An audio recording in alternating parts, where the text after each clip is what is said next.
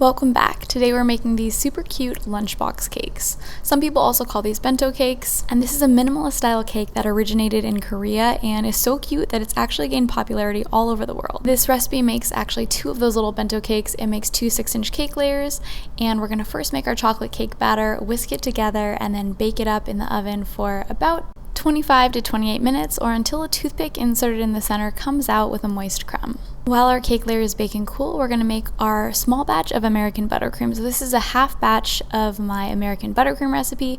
If you don't love sweet buttercream, I highly recommend using either my Swiss meringue buttercream or my Russian buttercream. Once our cake layers have cooled completely, we're going to tort them, which really just means cut them horizontally to create 4 thin cake layers. And then we're going to set to work assembling our little lunchbox cakes. So I like to take a 9 by 9 inch square of parchment paper and tape it to a cake board, just so that way your parchment paper isn't sliding around. And I also add a dab of buttercream underneath that first cake layer to help keep the cake layer itself in place. I'm spreading an even layer of my buttercream on top of this, and then you can really fill these cakes with anything you want.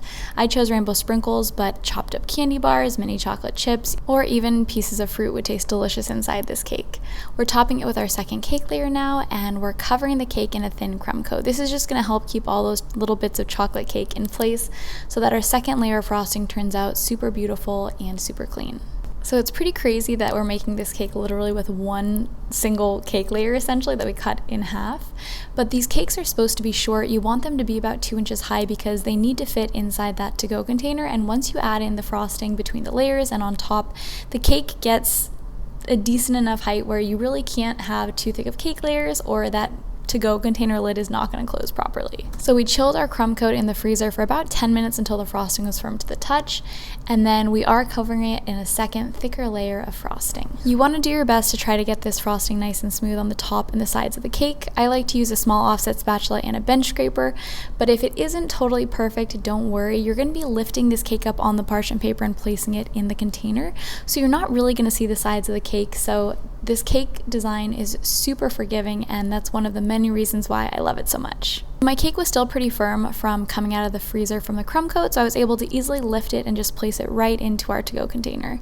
This container is 8 inches by 8 inches, but it has kind of a tapered cavity, which is 6 inches, which is why this 6-inch cake fits so perfectly inside of it. And don't worry, I've included the link for these boxes in the video description below. I ended up making 3 of these little lunchbox cakes, and I piped some different designs on them. So the first one I went for was fall themed, and my friend suggested I write "Leave Me Alone," which I thought was pretty cute.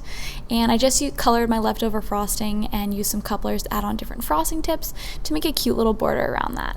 For the next cake, I made something, even though it is October. A friend of mine gave me the last of her pansies, which are really beautiful edible flowers, and I wanted to put them to good use. So I wrote one of my favorite quotes on this cake and decorated it with some frosting that matched the beautiful pansies that she gave me. So these were so pretty, and I used the smallest ones just to place around the border to really make the frosting and the quote pop.